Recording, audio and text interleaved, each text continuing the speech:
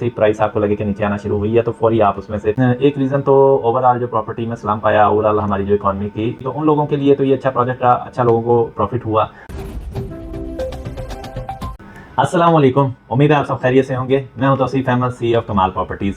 काफ़ी अर्से से हमने DHA कोयटा के हवाले से डिस्कशन नहीं की। DHA कोयटा में बहुत सारे लोगों की क्यूरीज आती हैं। कुछ ऐसे लोग हैं जिन्होंने हाई रेट के ऊपर बाइंग की थी, उसके बाद रेट नीचे आ गया, तो उन लोगों का कंसर्न होता है कि रेट कब तक ऊपर जाने के चांसेस हैं। फिर बहुत सारे ऐसे भी दोस्त हैं जिन्होंने यहाँ पे अच्छी अर्निंग की, रिटर्न ऑन इन्वेस्टमेंट अच्छा लिया, लो प्राइस पे बाइंग की थी, बाद में हाई प्राइस के ऊपर सेल आउट कर दिया, और अब वो मौका देखते हैं कि किस टाइमिंग के अंदर हमें परचेजिंग करनी चाहिए।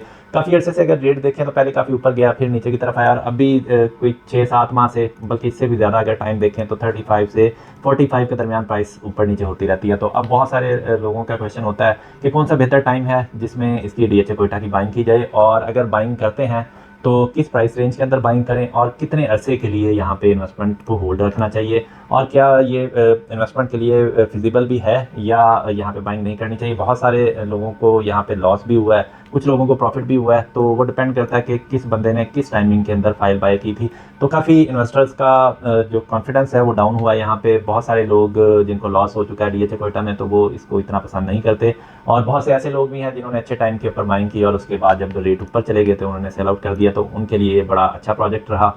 तो मिला जुला यहाँ पे इन्वेस्टर्स का और क्लाइंट्स का राय होती है कि यहाँ पे बाइंग करनी चाहिए या नहीं करनी चाहिए। तो इसकी हम डिटेल के साथ इस वीडियो में डिस्कशन करते हैं कि यहाँ पे बाइंग करनी चाहिए या नहीं करनी चाहिए। अगर बाइंग करते हैं तो किस प्राइस रेंज के अंदर बाइंग करें, और अगर बाइंग करते हैं तो कम से कम आपको कितना वेट करना चाहिए, और ये इन्वेस्टमेंट के लिए कितनी फिजिबल है। तो ये सारी डिटेल के साथ हम इस वीडियो में आपसे डिस्कस करते हैं। DHA कोयटा, जैसे आप लोगों को आइडिया है कि वो प्रोजेक्ट रहा है जो एक टाइम पे 22-23 लाख रुपए में भी फाइल हमने क्लाइंट्स को बाइंग करवा के दी, उसके बाद 25-30, फिर 35-40, फिर रेट 50 के ऊपर आ गया, फिर 70-75 तक रेट किया, उसके बाद करोड़, और करोड़ के बाद तो फिर बहुत ज़्यादा तेज़ी के साथ 2-3 दिनों के अंदर 135, 140, 145 तक भी रेट चला गया था। लेकिन हमेशा मैं आप लोगों को एक चीज़ बताता हूँ, ये सिर्फ इस मार्केट का असूल नहीं है, स्टॉक एक्सचेंज में भी यही चलता है, फॉरेक्स में भी यही चलता है कि जो भी प्रोडक्ट बहुत ज़्यादा तेज़ी के साथ ऊपर की तरफ जा रही हो, जिसका ट्रेंड बहुत ज़्यादा तेज़ी से ऊपर जा रहा हो और बहुत ज़्यादा लोग उसको फॉलो करना शुरू कर दें कि ये बस ऊपर और जाएगा और ये नहीं रुकेगा, तो वो आप अपने माइंड में एक डिसीजन बना लें कि जिसको हर बंदा कह रहा हो कि ये बहुत ऊपर जाएगा, बहुत ऊपर जाएगा, तो समझ लें वो बहुत ऊपर जाएगा, इन अ सेंस कि वो ऊपर जाके एकदम से नीचे की तरफ आएगा, और वो सबको आप कह सकते हैं कि डिफ़ॉल्ट कर देगा, या आपकी इन्वेस्टमेंट अगर 100 की है तो आपकी इन्वेस्टमेंट को 50 में चेंज कर देगा। तो हमेशा जब भी कोई प्रोजेक्ट, चाहे वो स्टॉक आप कोई बाइंग कर रहे हो या प्रॉपर्टी बाय कर रहे हो, जिस भी चीज़ की प्राइस बहुत तेज़ी के साथ ऊपर जा रही हो, तो जब तक मार्केट ऊपर की तरफ जाए, तो अगर तो आपने मार्केट में एंटर होना है तो ऊपर जाते हुए ही उसमें से आप एग्जिट कर दें, या जैसे ही प्राइस आपको लगे कि नीचे आना शुरू हुई है तो फौरी आप उसमें से प्रॉफिट हो रहा हो या लॉस हो रहा हो तो उसमें से एग्जिट कर दें। अगर आप उसमें से एग्जिट नहीं करेंगे तो फिर आपको कंफर्म है कि लॉस होगा, बहुत हैवी लॉस होगा। पहले आपको 1 लाख का लॉस हो रहा होगा, वो बढ़ते बढ़ते फिर 10 लाख, 20 लाख, 30 लाख में भी कन्वर्ट होता है। तो बहुत से ऐसे जो हमारे दोस्त हैं जिन्होंने 20-30 लाख रुपए में या 50 लाख रुपए में बाइंग की, 70 लाख में भी बाइंग की, तो करोड़ में सेल आउट कर दी, ये जिस भी प्रॉफिट के अंदर सेल आउट की, तो उन लोगों के लिए तो ये अच्छा प्रोजेक्ट रहा, अच्छा लोगों को प्रॉफिट हुआ। और जिन लोगों ने वेट किया कि नहीं अभी और रेट ऊपर जाएगा, लालच में रहे, तो उन लोगों को यहाँ पे फिर बड़ा लॉस हुआ। उन लोगों को मार्केट ने बहुत ज़्यादा पनिश किया, और फिर मार्केट नीचे आते आते करोड़ पे आई, करोड़ से 70-80 लाख, फिर 50 लाख, 50 से 40-45 की ब्रैकेट में आ गई। अभी जो मार्केट की सूरत हाल है, अगर आप इस टाइम देखें तो मार्केट काफ़ी अर्से से स्टेबल है। उसकी स्टेबल रहने की वजह DHA कोयटा भी है कि उन्होंने मार्केट को काफ़ी ज़्यादा स्टेबलाइज करने की कोशिश की है, जिसमें कुछ उन्होंने मेजर्स लिए हैं। अब इसका जो डाउनफॉल था उसकी भी कुछ रीजंस थी। एक रीज़न तो ओवरऑल जो प्रॉपर्टी में स्लम्प आया, ओवरऑल हमारी जो इकॉनमी की सूरत हाल चल रही थी, लेकिन वो एक रीज़न थी। इसके अलावा मल्टीपल और भी रीजंस थी। एक बहुत बड़ी उसकी रीज़न ये भी थी कि इसकी प्राइस क्योंकि बहुत ज़्यादा तेज़ी से ऊपर की तरफ गई थी, तो वो एक किस्म की आर्टिफिशियल मार्केट ही लगती थी कि बहुत ज़्यादा इन्वेस्टर्स एकदम से एंटर हो गए थे।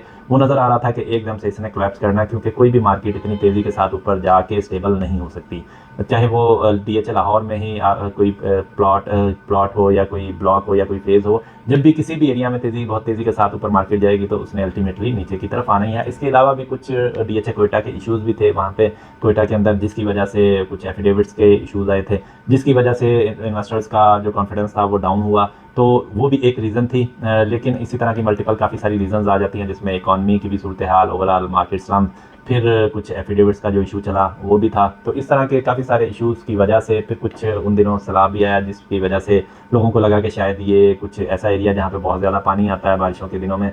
तो लेकिन ये बहुत छोटी रीज़न थी। इसके अलावा काफ़ी सारी मल्टीपल रीज़न्स थी जिसकी वजह से ये ओवरऑल मार्केट डीएचए कोयटा की डाउन की तरफ आई। तो अभी जो मार्केट रेंज चल रही है, अभी एफिडेम जो बारकोड फाइल है वो आपको 38 लाख में मिल जाती है। इसी तरह से सेकंड बैलेट भी आपको 38 में मिल जाता है। इसके बाद अगर आप एफिडेविट बाय करते हैं तो वो आपको 39 में मिलता है, और अगर आप A6 की फ़ाइल बाय करते हैं तो वो आपको इस टाइम 42 में मिल जाती है। और अगर आप A6 की जो फाइल है वो उसका रेट ऑलमोस्ट 44 से 45 के दरमियान है, जबकि जो अनसक्सेसफुल है वो 42 लाख उसका रेट है। तो अभी अगर आप पिछले 6-7 माह से या ऑलमोस्ट 1 साल से देखें तो इसकी जो प्राइस रेंज है वो ऑलमोस्ट 40, 38, 45 यानी मिनिमम मैक्सिमम प्राइसेस इसकी यही चल रही हैं। तो अब इसमें से कौन सी बाय करनी चाहिए? तो अगर तो आप प्लॉट नंबर जिसमें ब्लॉक नंबर मेंशन है वो फाइल बाय करना चाहते हैं तो फिर तो आप A6 की फ़ाइल बाय करें। और अगर आप चाहते हैं कि उसका कौन सी फ़ाइल मुझे बाय करनी चाहिए जो मुनासिब पैसों में भी हो और अच्छा रिटर्न भी दे सकती है, तो फिर मैं समझता हूँ कि जो बारकोड फाइल है वो ज़्यादा बेहतर है। और उम्मीद है कि जो भी बैलेटिंग आगे होगी उसमें बारकोड शामिल होगी। तो barcode file investment point of view से अभी बेहतर है, और जो अभी प्राइस रेंज चल रही है अभी वो काफ़ी बाइंग के हवाले से अट्रैक्टिव है। फिर जो बारकोड डीएचए कोयटा इशू करता है, उन्होंने इसकी फ़ाइल की प्राइस भी ऑलमोस्ट 38 लाख के ऊपर फिक्स कर दी है। तो अब इससे नीचे जाने के चांसेस भी बहुत ज़्यादा कम है। उससे पहले भी जब ओवरऑल मार्केट में डिमांड और सप्लाई से ही काम चल रहा था, तो उस टाइम भी मिनिमम ये 34-50 में रेट आया था, उससे नीचे नहीं आया था। लेकिन उसके बाद फिर 39 तक रेट दोबारा से चला गया, अभी ये ऑलमोस्ट 38 तक है। तो ये इसका आप कह सकते हैं कि मिनिमम रेट है। लेकिन फिर भी अगर आप इन्वेस्टमेंट करना चाहते हैं तो आप कोशिश करें कि कम से कम 2 साल अपना टाइम पीरियड माइंड में रखें, और इस इन्वेस्टमेंट को आपने इसी पॉइंट ऑफ व्यू से लेना कि अपना एक टारगेट बना लें कि 50 लाख या 60 लाख, ये व्हाट्सएवर आपका माइंड में टारगेट हो कि ये 70-65 पे जाएगी तो तब मैं सेल आउट करूँगा। तो वो अपना टारगेट बना के तो वहाँ तक जब भी फाइल जाती है तो उसको आप डिस्पोज ऑफ कर दें। इसको बहुत ज़्यादा आप लंबा लेकर ना चलें, क्योंकि इसमें आगे भी मार्केट इसी तरह से नज़र आती है कि रेट में भी हो सकता है कि साल बाद फिर एक दफ़ा जंप कर दें और यही फाइल जो अभी आप 38 लाख में लेते हैं इसका रेट 70-80 लाख तक चला जाए। लेकिन उसके बाद फिर मार्केट में रिवर्स आए और ये ही फाइल आपकी दोबारा से 50 लाख 55 लाख रुपए पे ट्रेड करेगी। तो इसमें आप अपना टारगेट बना के रखें। जब आपको लगे कि मार्केट बहुत तेज़ी से ऊपर की तरफ जा रही है तो उस टाइम जहाँ पे मैक्सिमम पॉइंट लगे वहाँ पे आप सेल आउट कर दें, या थोड़ी सी मार्केट रिसर्च करें। हमें भी आप कॉन्टैक्ट कर सकते हैं व्हाट्सएप पे भी, कॉल पे भी। इसी तरह से और भी मार्केट में आप अपने तौर पर रिसर्च कर सकते हैं, जिससे आपको आइडिया हो जाता है कि किस जगह पे अब मार्केट बेहतर है और कहाँ तक मैक्सिमम जा सकती है और कहाँ तक अब इसका मैक्सिमम हो चुका है, अब ये नीचे आएगी। तो अगर आपके पास टाइम नहीं है, बहुत ज़्यादा आप रिसर्च नहीं कर सकते, तो फिर हमारे दिए गए नंबर पे आप डायरेक्टली व्हाट्सएप भी कर सकते हैं और डायरेक्टली हमें कॉल भी कर सकते हैं। तो आप हमसे मशवरा ले सकते हैं। तो जो एंड रिजल्ट है वो यही है कि अगर आपने डीएचए कोयटा के अंदर इन्वेस्टमेंट करनी है तो लॉन्ग टर्म के लिए आप इन्वेस्टमेंट करें, कम से कम 2 से 3 साल के लिए इन्वेस्टमेंट करें। और अगर आप शॉर्ट टर्म के लिए करना चाह रहे हैं तो फिर मैं आपको यही मशवरा दूंगा कि फिर आप डीएचए कोयटा के अंदर बाइंग ना करें। और अभी जो मार्केट की सूरत हाल चल रही है वो मैं आपको यही मशवरा दूंगा कि प्रॉपर्टी में कोई भी चीज़ आप चाहे पाकिस्तान में कहीं भी इस टाइम बाइंग कर रहे हो तो अभी आपने शॉर्ट टर्म का नहीं सोचना, लॉन्ग टर्म का ही सोचना, क्योंकि अभी कोई फेवरेबल हालात नज़र नहीं आ रहे। आगे में भी हो सकता है कि बजट और ज़्यादा सख्त हो, कोई इन्वेस्ट्री भी अभी आती हुई नज़र नहीं आ रही। अगर तो मीनवाइल कोई 1 साल के अंदर या 6 माह के बाद कोई इन्वेस्ट्री स्कीम आ जाती है तो फिर तो मार्केट बहुत ज़्यादा बूम कर जाएगी, में भी हो सकता है कि मार्केट डबल हो जाए। लेकिन अगर इस तरह का कुछ नहीं आता, जो बजट आने के चांसेस हैं वो भी यही है कि ज़्यादा फेवरेबल नहीं होगा प्रॉपर्टी के लिए, तो चीज़ें स्टेबल तो रहेंगी लेकिन बहुत ज़्यादा ऊपर की तरफ जाने के चांसेस नहीं हैं। तो जो भी आप इन्वेस्टमेंट करें वो थोड़ा सा लॉन्ग टर्म अपने माइंड में रख कर करें।